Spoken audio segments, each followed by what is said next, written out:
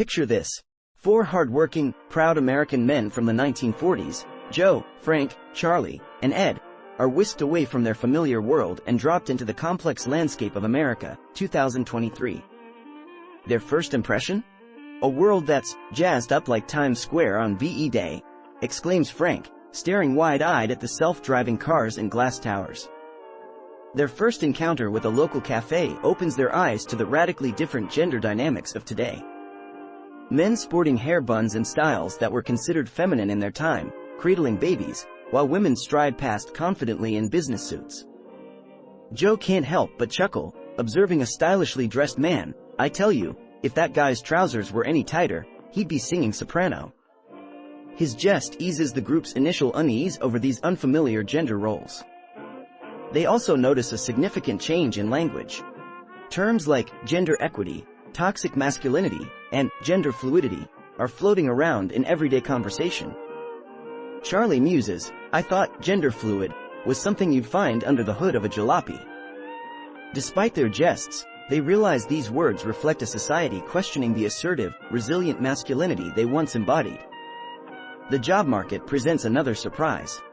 Frank, a former factory worker, walks past an Amazon warehouse and learns that physical labor is being replaced by automation and the cognitive skills are more valued. So, it's the egghead's world now, huh? He says, masking his surprise behind a joke. As they navigate through modern America, they stumble upon an unfamiliar sight, a man crying openly at a movie in the park.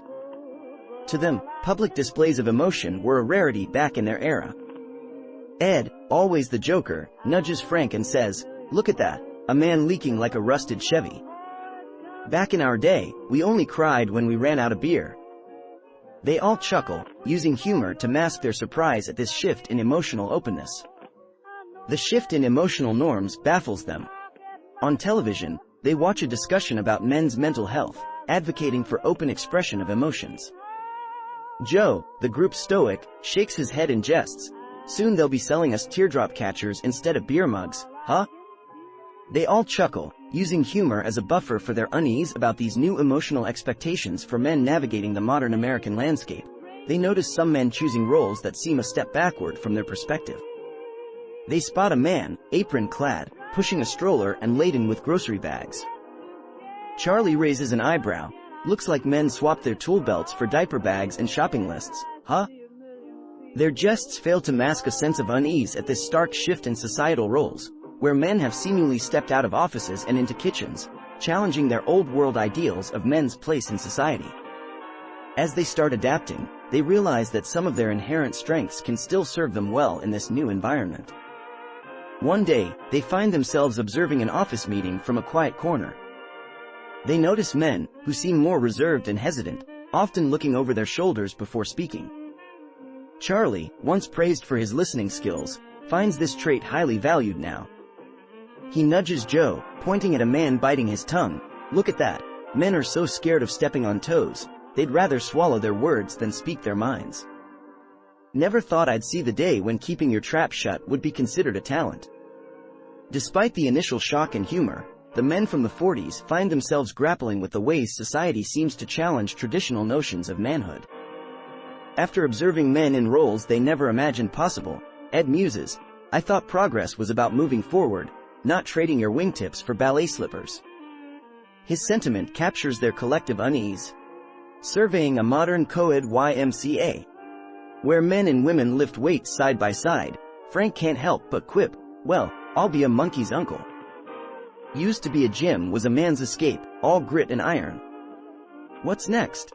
Barbell etiquette lessons? His remark incites laughter among the group, a momentary relief from their underlying concerns.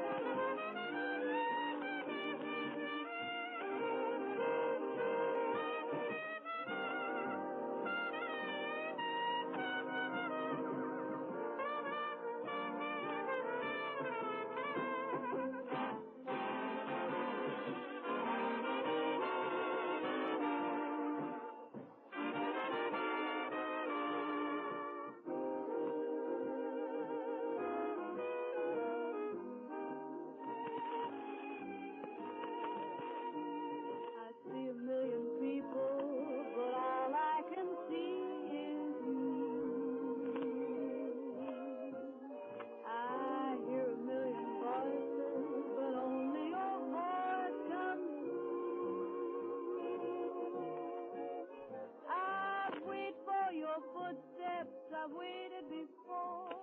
I know that it's you. If you knock at my door, I'll know you're around by the sound of my pounding heart. I see a million faces, but all I can see is you. A million little traces keep bringing you back to me. Oh, try as I may to forget to care. What can I do if you're always there? I see a million people, but all I can see is you.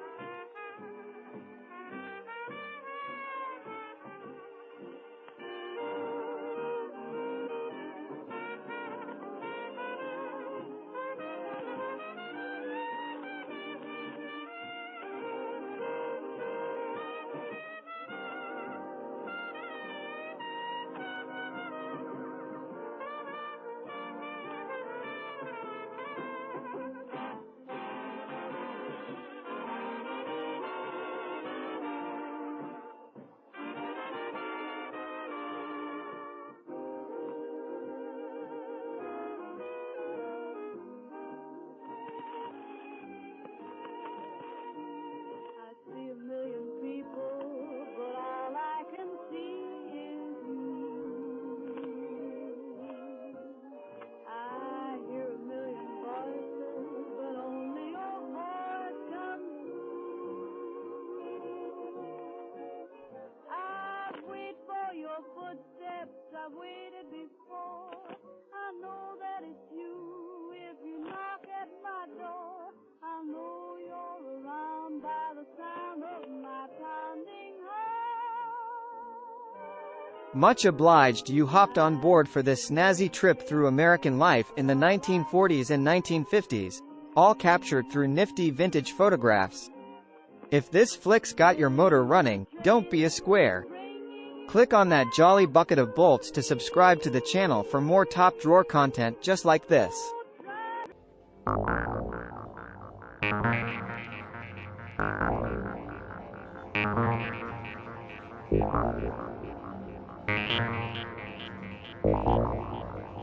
Thank you.